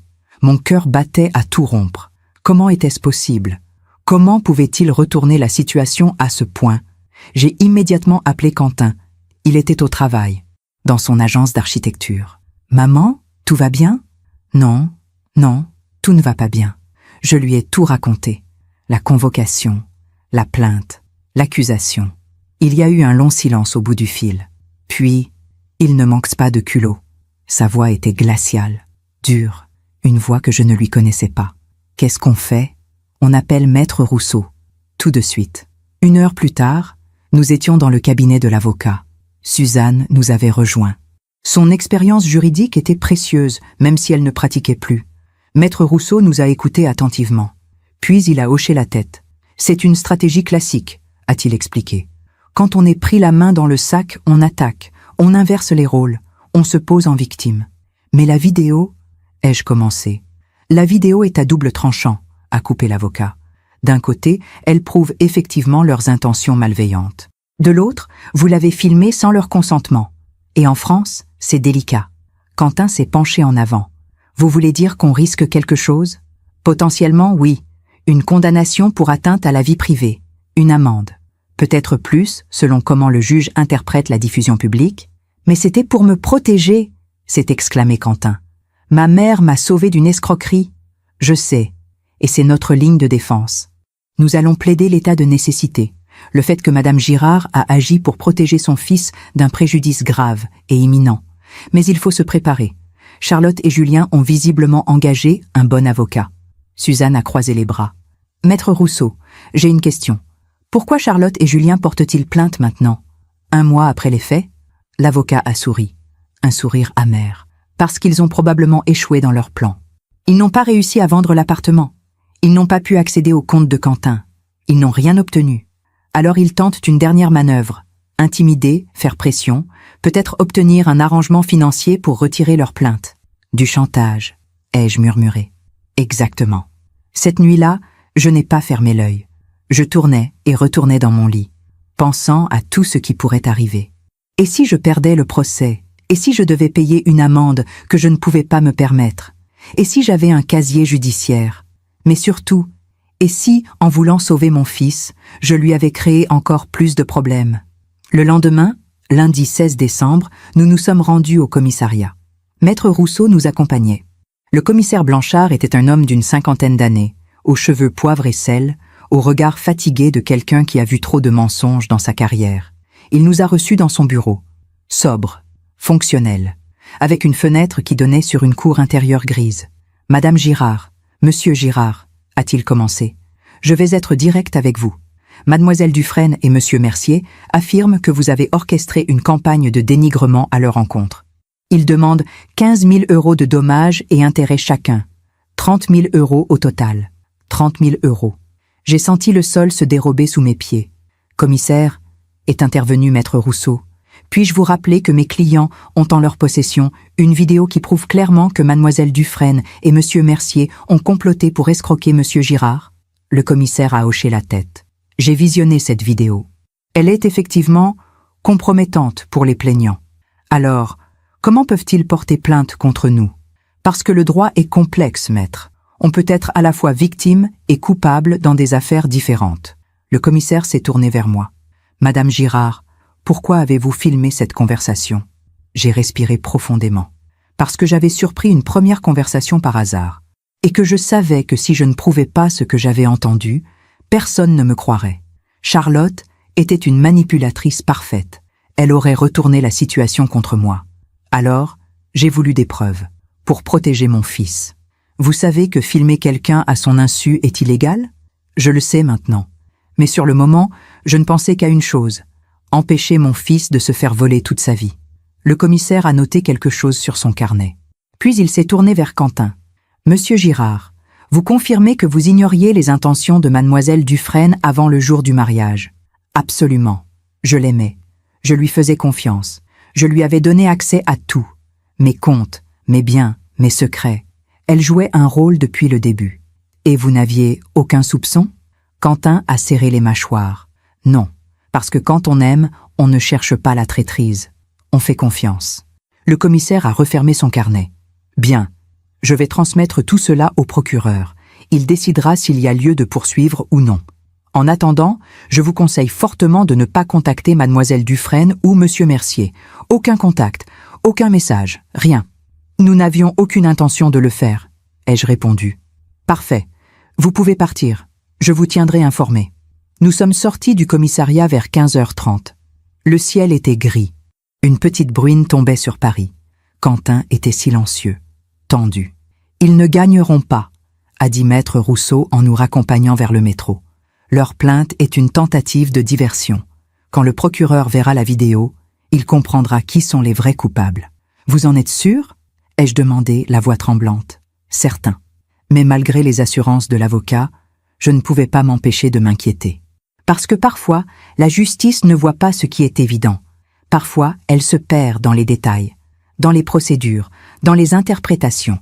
Et parfois, les manipulateurs s'en sortent. Le 18 décembre, 2 jours plus tard, nous avons reçu un appel de Maître Rousseau. « J'ai une nouvelle », a-t-il annoncé. « Bonne ou mauvaise ?» a demandé Quentin, le téléphone en haut-parleur. « Les deux. Le procureur a décidé de classer sans suite la plainte de Charlotte et Julien. Il estime qu'il n'y a pas matière à poursuivre. » J'ai senti un immense soulagement m'envahir. C'est merveilleux. Attendez, il y a autre chose. Le ton de l'avocat s'est fait plus grave. Le procureur a également ouvert une enquête contre Charlotte Dufresne et Julien Mercier pour tentative d'escroquerie, sur la base de la vidéo que vous avez filmée. Quentin et moi, nous sommes regardés. « Qu'est-ce que ça veut dire ?» a demandé mon fils. « Ça veut dire qu'ils vont être convoqués, interrogés, peut-être même poursuivis. Et nous, vous êtes les victimes. Vous n'avez rien à craindre. » Pour la première fois depuis des semaines, j'ai senti un poids se lever de mes épaules. La justice. La vraie justice. Celle qui ne se laisse pas manipuler par les larmes de crocodile et les mensonges bien emballés. Le 20 décembre au matin, j'ai reçu un message sur mon téléphone. Un numéro inconnu. J'ai hésité à l'ouvrir. Mais la curiosité a été plus forte. « Vous avez gagné, Madame Girard. Vous êtes contente ? Vous avez détruit ma vie. J'espère que vous pourrez vivre avec ça. Charlotte. » J'ai lu le message 3 fois.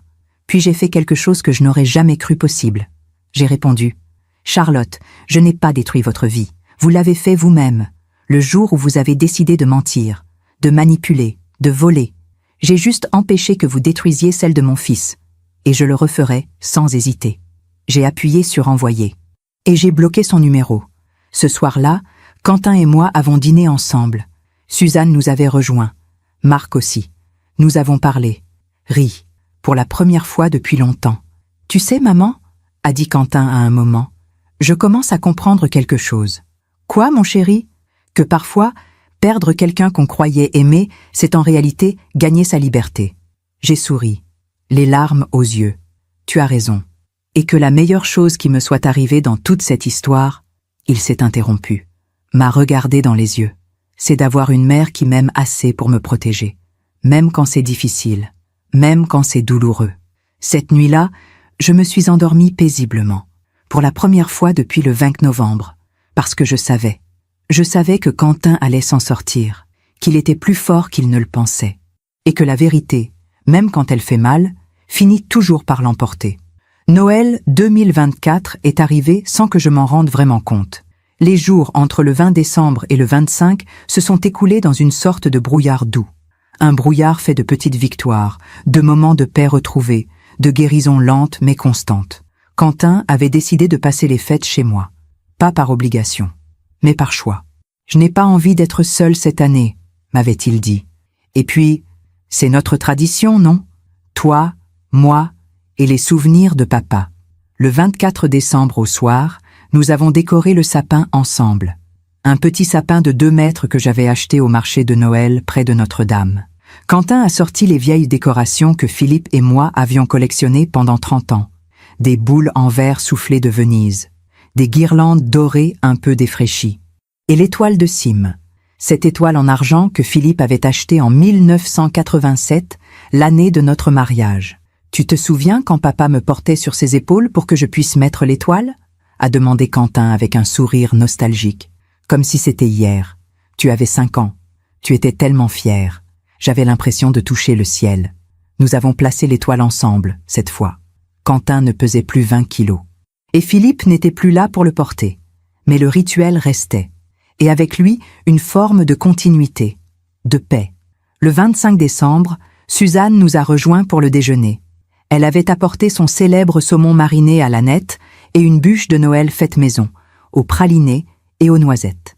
Nous avons mangé lentement, sans précipitation, en savourant chaque bouchée, chaque conversation, chaque rire. À un moment, Suzanne a levé son verre de champagne. « Je voudrais porter un toast », a-t-elle dit.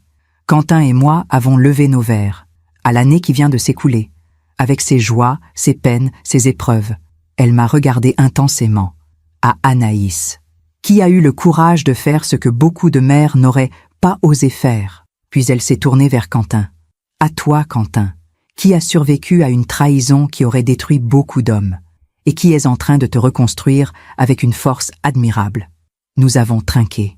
Et dans ce tintement de verre, il y avait quelque chose de sacré, de lumineux, l'espoir, cet espoir fragile mais tenace que malgré tout, la vie continue, et qu'elle peut encore être belle. Le 28 décembre, Maître Rousseau nous a appelés. « J'ai des nouvelles », a-t-il annoncé. Quentin a mis le téléphone en haut-parleur. « Bonne, j'espère ?» ai-je demandé. « Oui, le procureur a décidé de poursuivre Charlotte Dufresne et Julien Mercier. L'audience préliminaire est fixée au 14 janvier 2025. Mon cœur a fait un bond. Qu'est-ce que ça signifie exactement?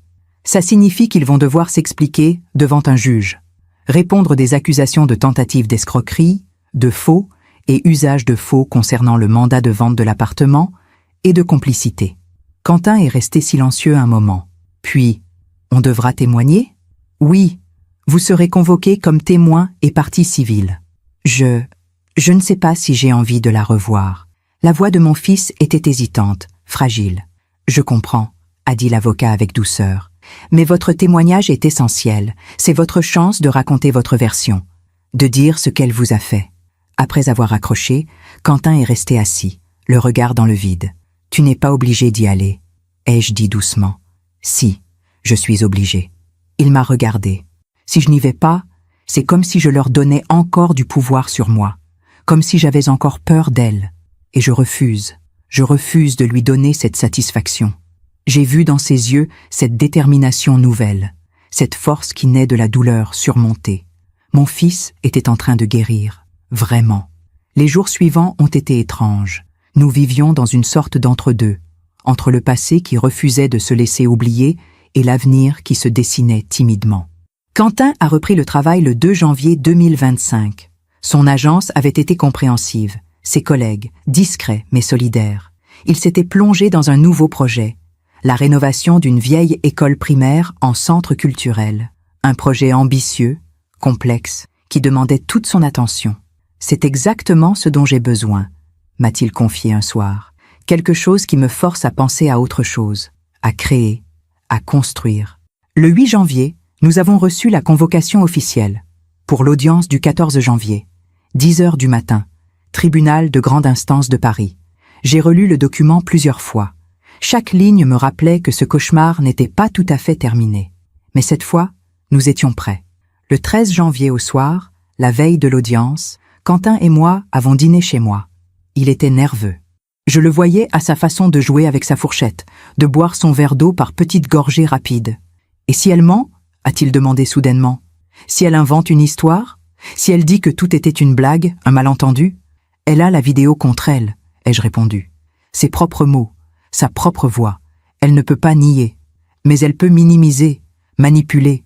C'est son talent. » Je me suis levée, je me suis assise à côté de lui. J'ai pris ses mains dans les miennes. « Quentin, écoute-moi. Charlotte est une manipulatrice. C'est vrai. Mais demain, elle ne sera pas face à toi. Elle sera face à un juge, face à des preuves, face à la loi. Et la loi, elle, ne se laisse pas séduire. » Il a hoché la tête, lentement. « J'espère que tu as raison. J'ai raison. Cette nuit-là, je n'ai presque pas dormi. Je pensais à tout. Au 20 novembre, à la vidéo, à la chapelle, au regard choqué des invités, au visage défait de mon fils. Et je pensais aussi à demain. À ce moment où Charlotte et Julien allaient devoir répondre de leurs actes. La justice, enfin. Le 14 janvier 2025, nous sommes arrivés au tribunal à 9h30. Maître Rousseau nous attendait devant l'entrée. Il portait sa robe d'avocat. Sérieux. Professionnel. « Vous êtes prêts ?» a-t-il demandé. « Autant qu'on peut l'être », a répondu Quentin. La salle d'audience était plus petite que je ne l'imaginais. Des murs beiges, des rangées de chaises en bois, un bureau surélevé pour le juge. Tout était sobre, froid, impersonnel. Nous nous sommes assis au premier rang, côté partie civile. Et puis, ils sont entrés. Charlotte et Julien. Charlotte portait un tailleur gris, sobre, presque austère, Ses cheveux étaient attachés en chignon strict, pas de maquillage, ou presque. Elle jouait la carte de la simplicité, de l'innocence. Julien, à côté d'elle, portait un costume anthracite.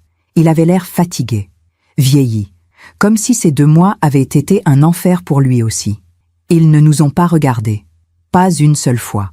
Le juge est entré, un homme d'une 60aine d'années, aux cheveux blancs, aux lunettes rondes. Il s'est assis, a ouvert le dossier. Affaire numéro 342/2024. Charlotte Dufresne et Julien Mercier, prévenus de tentatives d'escroquerie et de faux. Sa voix était claire, ferme. Maître Dubois, vous représentez les prévenus? Une femme d'une 50aine d'années s'est levée, grande, élégante, l'avocate de Charlotte et Julien. Oui, votre honneur. Maître Rousseau, vous représentez la partie civile? Notre avocat s'est levé. Oui, votre honneur. Le juge a ajusté ses lunettes. Il a regardé Charlotte et Julien. Mademoiselle Dufresne, Monsieur Mercier, vous êtes accusé d'avoir comploté pour escroquer Monsieur Quentin Girard, de vous être approprié frauduleusement des biens qui ne vous appartenaient pas et d'avoir falsifié des documents. Comment plaidez-vous? Maître Dubois s'est levé. Votre honneur, mes clients plaident non coupables. Ils reconnaissent avoir eu une conversation malheureuse, mais contestent toute intention criminelle. Le juge a hoché la tête. Très bien. Nous allons entendre les témoignages. Maître Rousseau, appelez votre premier témoin. J'appelle Madame Anaïs Girard. Mon cœur s'est mis à battre à toute vitesse. Je me suis levé. J'ai avancé vers la barre des témoins. J'ai posé ma main sur la Bible. Je jure de dire la vérité, toute la vérité. Rien que la vérité. Ma voix était tremblante, mais claire. Le juge m'a regardé. Madame Girard, racontez-nous ce qui s'est passé le 20 novembre 2024. J'ai respiré profondément et j'ai commencé. J'ai raconté tout, la découverte, la première conversation surprise par hasard, la décision de filmer, les mots exacts de Charlotte. Il est un idiot. Après la cérémonie, on prend l'argent et on s'enfuit. Le plan pour vider le compte joint, la vente illégale de l'appartement, le vol programmé de la collection de montres, et enfin, la décision de tout révéler pendant la cérémonie. Pendant que je parlais, Charlotte me regardait. Ses yeux étaient durs, froids, remplis de haine. Mais je ne baissais pas le regard, parce que j'avais dit la vérité. Et la vérité, elle, ne baisse jamais les yeux. Quand j'ai terminé, Maître Dubois s'est levé. Madame Girard, vous admettez donc avoir filmé ma cliente sans son consentement? Oui. Vous admettez avoir diffusé cette vidéo publiquement, devant des dizaines de personnes, dans le but de l'humilier? Non, pas pour l'humilier. Pour sauver mon fils. L'avocate a souri. Un sourire glacial. Madame Girard, n'est-il pas vrai que vous n'avez jamais aimé ma cliente? Que vous avez tout fait pour séparer votre fils d'elle? Non, c'est faux. Vraiment? Plusieurs témoins affirment que vous étiez froide avec elle, distante, que vous ne l'avez jamais acceptée. J'avais des doutes, mais je n'ai rien fait contre elle, jusqu'à ce que je découvre la vérité. Maître Dubois a levé les yeux au ciel. La vérité. Ou votre interprétation d'une conversation privée sortie de son contexte? Ce n'était pas hors contexte, c'était clair, explicite. Votre honneur, a coupé Maître Rousseau. Nous avons la vidéo. La cour peut en juger elle-même. Le juge a hoché la tête. Effectivement, nous allons visionner cette vidéo maintenant. Un greffier a installé un écran. La vidéo a commencé. 3 minutes et 47 secondes. Chaque mot, chaque geste, chaque sourire complice entre Charlotte et Julien. Dans la salle, le silence était absolu. Quand la vidéo s'est terminée, le juge a retiré ses lunettes. Il les a nettoyées lentement. Puis, il a regardé Charlotte et Julien. « Mademoiselle Dufresne, Monsieur Mercier, j'aimerais entendre votre version des faits. » Charlotte s'est levée. Elle a pris une grande inspiration et elle a commencé à parler, d'une voix douce, tremblante, avec des larmes dans les yeux. L'actrice parfaite, une dernière fois. Charlotte s'est levée lentement, comme si chaque mouvement lui coûtait, comme si elle portait le poids du monde sur ses épaules. Elle s'est approchée de la barre. Elle a posé sa main sur la Bible. Sa voix était si basse qu'on l'entendait à peine. Je jure de dire la vérité, toute la vérité, rien que la vérité. Le juge l'a regardée par-dessus ses lunettes. Mademoiselle Dufresne, après avoir visionné cette vidéo, qu'avez-vous à dire pour votre défense? Charlotte a baissé les yeux. Une larme a coulé sur sa joue. Une seule, parfaitement placée. Votre honneur, a-t-elle commencé d'une voix tremblante. Je ne vais pas nier que cette conversation a eu lieu, ni que les mots que j'ai prononcés étaient terribles. Elle a marqué une pause, comme pour reprendre contenance. Mais je voudrais expliquer le contexte, le vrai contexte. Le juge a hoché la tête. Je vous écoute. Charlotte a respiré profondément, puis elle a commencé à raconter son histoire. J'ai rencontré Quentin en mars 2023. C'était lors d'un vernissage à la galerie où je travaillais. Il était différent, sensible, gentil. Nous avons parlé pendant des heures, et pour la première fois de ma vie, j'ai cru avoir rencontré quelqu'un de bien. Sa voix se brisait par moments. Elle essuyait ses larmes avec un mouchoir qu'elle tenait dans sa main. Au début, tout était parfait, mais petit à petit, j'ai commencé à sentir une pression. Quelle pression ? A demandé le juge. Celle de sa mère ? Charlotte s'est tournée vers moi. Ses yeux rouges me fixaient avec une intensité troublante. Madame Girard ne m'a jamais acceptée. Dès le premier jour, elle me regardait comme si j'étais indigne de son fils. Elle trouvait toujours quelque chose à redire. Ma façon de m'habiller, mes choix de carrière, mes origines. C'est faux, ai-je voulu protester. Mais Maître Rousseau a posé une main sur mon bras. Laissez-la parler, a-t-il murmuré. Elle se perd elle-même. Charlotte a continué. J'ai essayé. Vraiment. J'ai tout fait pour lui plaire. Mais rien n'était jamais assez bien. Et Quentin était tellement attaché à elle qu'il ne voyait pas ce qu'elle me faisait subir. Elle a marqué une pause. Une autre larme. Alors oui, un jour, j'ai craqué. J'étais en colère, frustrée. J'ai dit des choses horribles à Julien. Des choses que je ne pensais pas vraiment. C'était une façon d'évacuer ma rage, de fantasmer sur une vie où je ne serais plus jugée en permanence. Le juge a froncé les sourcils. Vous dites que c'était un fantasme ? Que vous n'aviez aucune intention réelle de voler Monsieur Girard ? Exactement, votre honneur. C'était, comment dire, une conversation exutoire.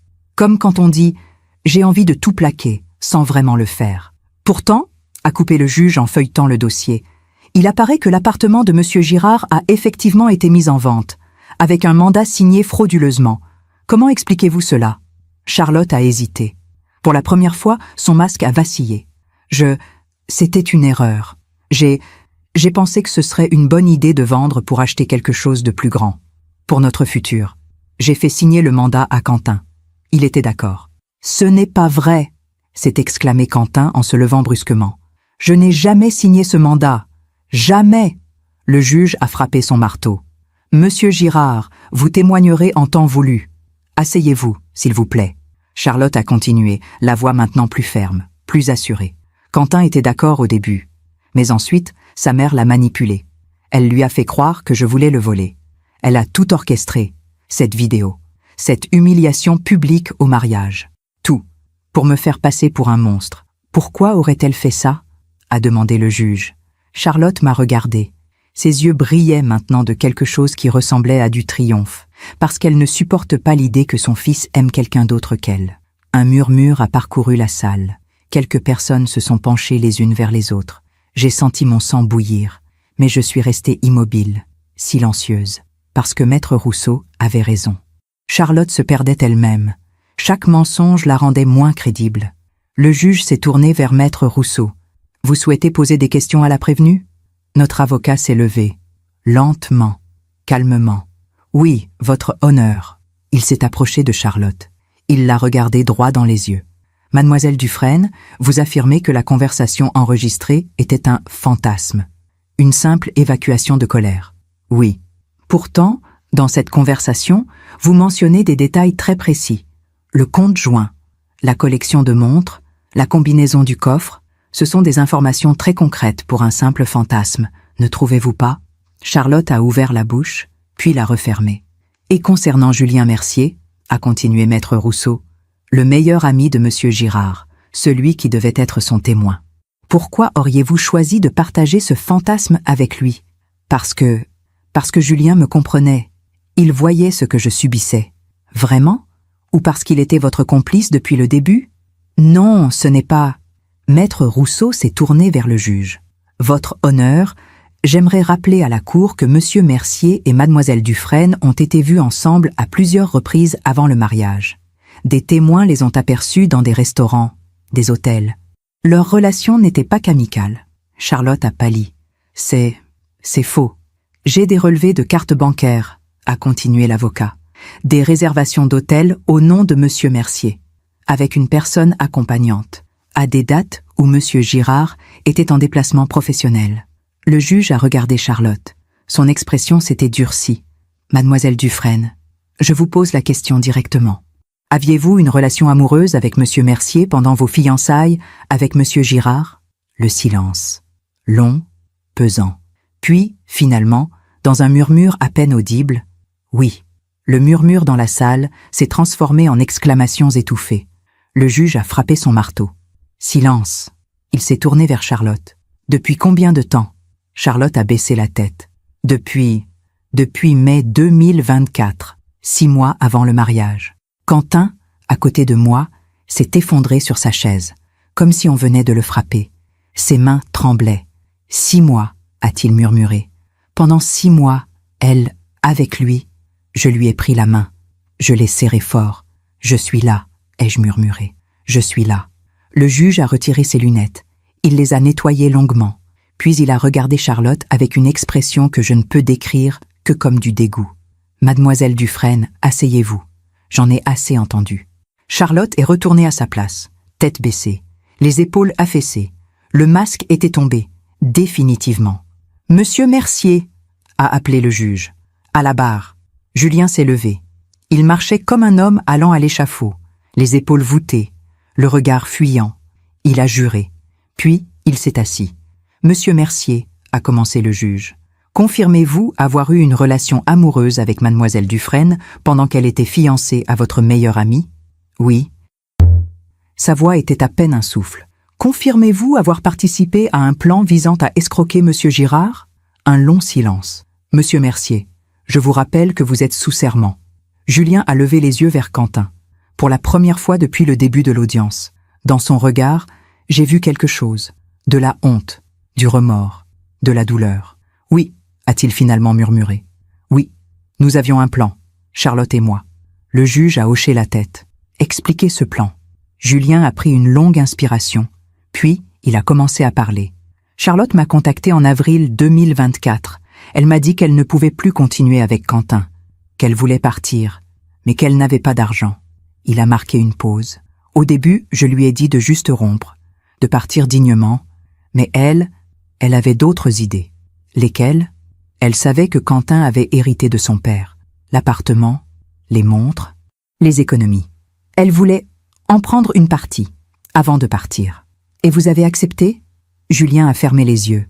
Oui, parce que j'étais amoureux d'elle, stupidement, aveuglément, et parce que j'avais besoin d'argent aussi.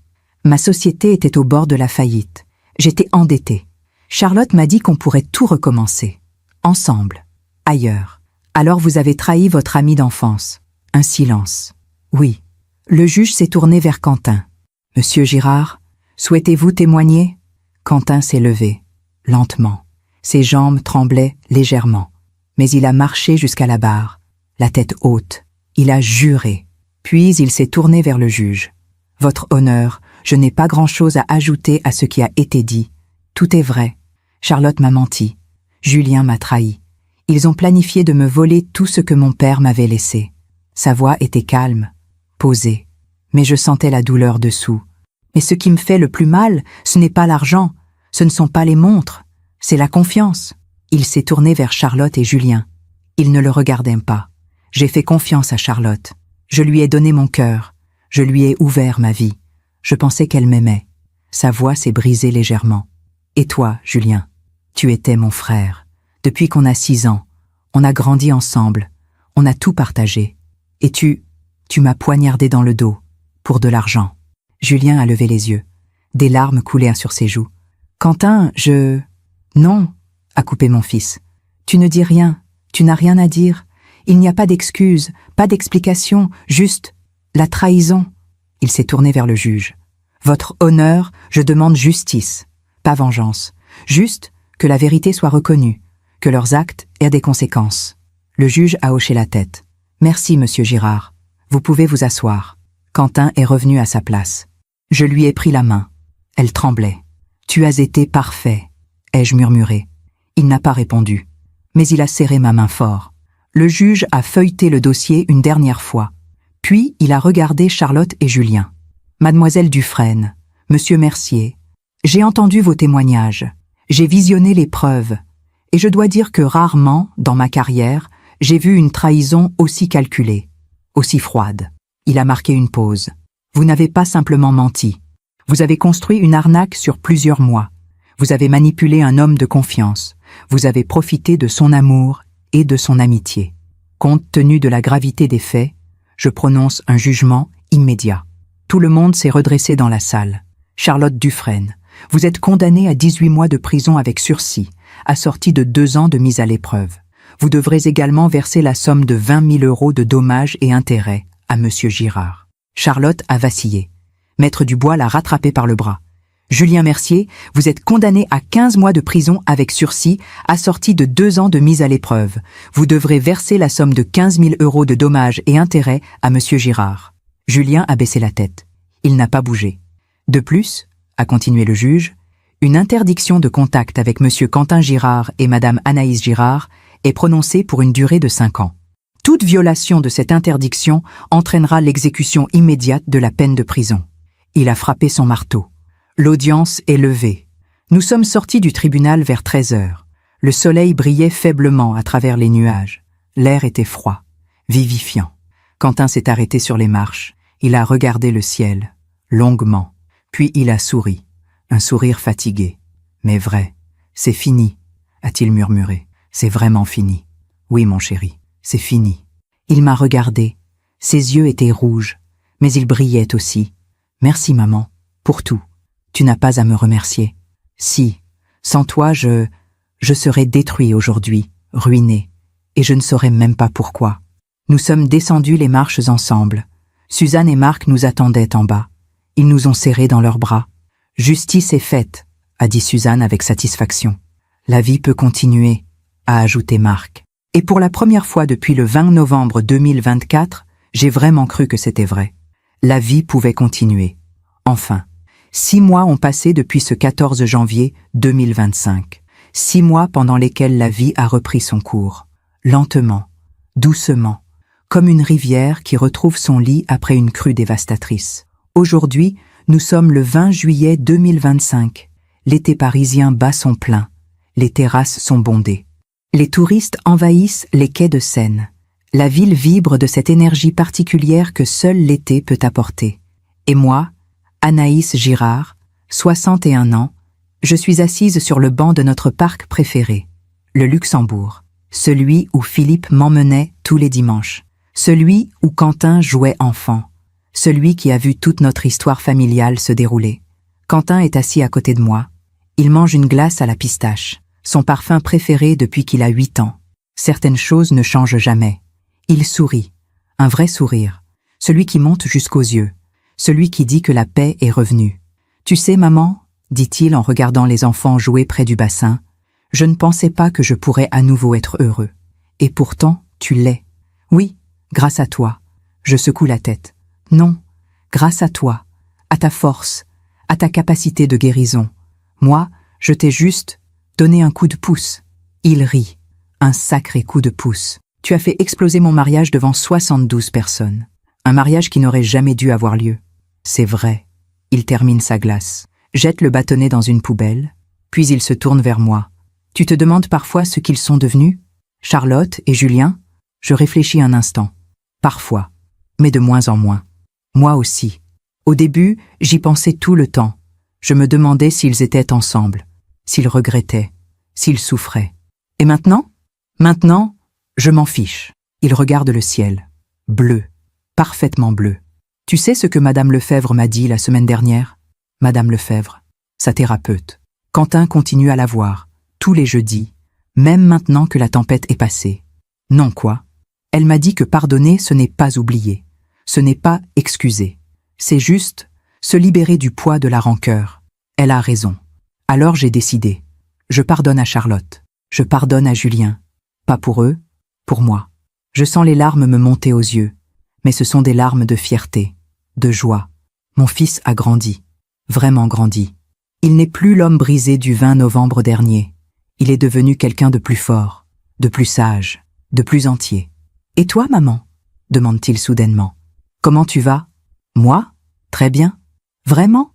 Parce que je sais que ce n'était pas facile pour toi non plus. Prendre cette décision, filmer cette vidéo, affronter toute cette histoire. » Je souris.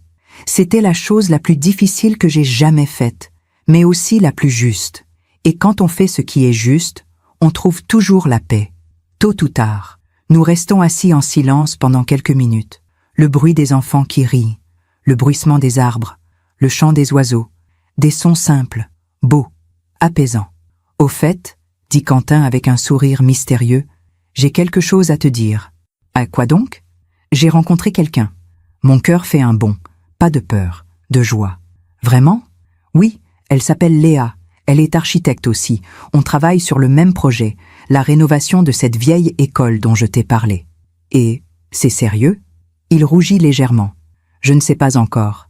On se connaît depuis 3 mois seulement. On prend notre temps. Mais elle est différente. Différente. Le même mot qu'il avait utilisé pour Charlotte. Je dois faire un effort pour ne pas réagir, pour ne pas laisser la peur s'installer. Mais Quentin voit mon expression. Il pose sa main sur la mienne. « Ne t'inquiète pas, maman. Cette fois, je sais ce que je cherche. Et ce que je ne veux plus, jamais. » « Qu'est-ce que tu cherches ? » ?»« La sincérité, la simplicité. Quelqu'un qui m'aime pour ce que je suis, pas pour ce que j'ai. » Je souris.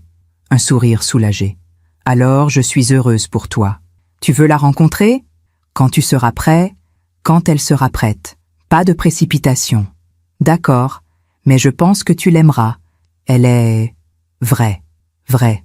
Le mot le plus important, le plus beau. Nous nous levons.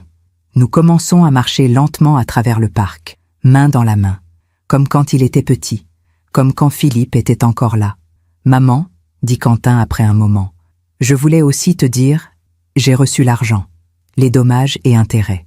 Charlotte et Julien ont payé. »« Ah bon ? » ?»« Oui, 20 000 de Charlotte, 15 000 de Julien, 35 000 € au total. » Je m'arrête, je le regarde. « Et qu'est-ce que tu vas en faire ?» Il sourit. Ce sourire dont je suis si fière. J'ai réfléchi. Cet argent, il vient de la douleur, de la trahison. Je ne veux pas le garder pour moi. Je veux qu'il serve à quelque chose de bien. Qu'est-ce que tu as en tête ? Je vais le donner. À une association qui aide les victimes d'escroqueries sentimentales, pour qu'ils puissent se reconstruire, comme je l'ai fait. Je le serre dans mes bras. Fort, si fort. Tu es un homme bon, Quentin, comme ton père. C'est toi qui m'as appris à l'être. Non, c'est la vie, les épreuves, la douleur, tout ça t'a forgé. Nous reprenons notre marche. Le soleil commence à descendre doucement.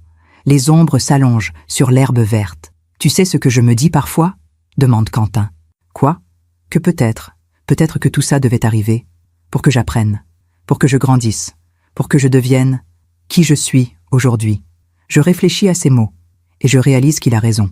Tout a un sens, même la douleur, même la trahison, parce que c'est dans l'obscurité qu'on apprend à chercher la lumière. C'est dans la chute qu'on apprend à se relever. C'est dans la blessure qu'on découvre notre force. Et si je n'avais pas découvert leur plan ce matin-là, je demande. Si je n'avais pas filmé cette vidéo, Quentin soupire. Tu m'aurais retrouvé 6 mois plus tard, ruiné, brisé, sans comprendre pourquoi. Je serais peut-être devenu amer, cynique, incapable de faire confiance à nouveau. Il me regarde dans les yeux. Tu m'as sauvée, maman. Pas seulement de Charlotte. Tu m'as sauvée de moi-même, de ce que je serais devenue. Nous arrivons à la sortie du parc. Le soleil est bas maintenant. Doré. Magnifique. On rentre ? Demande Quentin. Oui, j'ai préparé un bœuf bourguignon, comme celui de papa. Parfait. En marchant vers le métro, je pense à tout ce chemin parcouru. Du 20 novembre 2024 à aujourd'hui. 8 mois. 8 mois qui ressemblent à une vie entière. Je pense à Charlotte, à Julien, à où ils sont, à ce qu'ils font. Maître Rousseau nous a dit, il y a quelques semaines, qu'ils avaient quitté Paris, qu'ils ne vivaient plus ensemble. Que Charlotte était retournée chez ses parents dans le sud de la France, que Julien avait trouvé un travail dans une petite ville de province. Leurs vies ont continué aussi, mais pas comme ils l'avaient imaginé. Parce que la vie a cette manière étrange de rendre justice. Pas toujours comme on l'attend, pas toujours rapidement, mais toujours. Charlotte voulait l'argent, la liberté, l'évasion. Elle a obtenu la honte, l'isolement, un casier judiciaire. Julien voulait sauver son entreprise, recommencer ailleurs. Il a perdu son meilleur ami, sa réputation, sa dignité. Et Quentin qui avait tout perdu en une journée, il a retrouvé quelque chose de bien plus précieux. Lui-même, sa force, sa valeur, sa capacité à aimer sans se perdre. Ce soir-là, en préparant le dîner, je repense à toute cette histoire, aux choix que j'ai faits, aux conséquences de ces choix. Si c'était à refaire, est-ce que je le referais? Sans hésiter, parce qu'une mère protège son enfant, toujours, peu importe le prix. Quentin met la table, comme quand il était adolescent.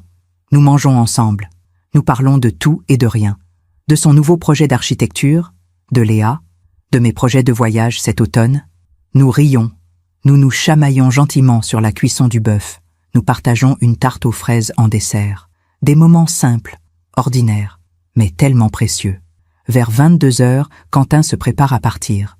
Il a un rendez-vous tôt demain matin. Sur le pas de la porte, il m'embrasse. « Merci pour le dîner, maman. C'était délicieux. Reviens quand tu veux. Promis. Et la semaine prochaine, j'amène Léa, si tu es d'accord. » Bien sûr que je suis d'accord. Il descend les escaliers. Je le regarde partir. Cet homme de 32 ans qui est toujours mon petit garçon. Mais un petit garçon qui est devenu un homme bon, fort, sage. Je ferme la porte, je retourne dans le salon. Je m'assis sur le canapé. À côté de moi, sur la table basse, il y a une photo. Philippe, Quentin et moi. Prise il y a 15 ans, dans ce même parc du Luxembourg, sous les mêmes arbres. Nous sourions tous les trois, insouciants, heureux. Tu vois, mon amour, je murmure à la photo. Notre fils va bien. Il s'en est sorti, comme je te l'avais promis. Et dans le silence de l'appartement, je sens presque la présence de Philippe, son approbation, sa fierté. Avant de me coucher, j'ouvre mon ordinateur. Je vais sur un site d'association, celle que Quentin a mentionnée. L'Association pour les victimes d'escroqueries sentimentales. Je lis leurs histoires, des dizaines d'histoires, des hommes et des femmes qui ont été manipulés, trompés, volés, par des personnes qu'ils aimaient, qu'ils croyaient aimer. Des histoires qui ressemblent à celles de Quentin. Et je comprends quelque chose. Notre histoire n'est pas unique, elle est universelle. Partout, des gens font confiance, aiment, se font trahir. Partout, des parents essaient de protéger leurs enfants, même quand c'est difficile, même quand personne ne comprend. Partout, la vérité finit par éclater. Tôt ou tard, je ferme l'ordinateur, j'éteins la lumière, je me glisse sous les draps, et pour la première fois depuis très longtemps, je m'endors avec le cœur léger, parce que je sais que j'ai fait ce qui était juste, que mon fils est sauvé, que la vie continue, et qu'elle peut être belle, malgré tout. Merci de m'avoir écouté jusqu'au bout.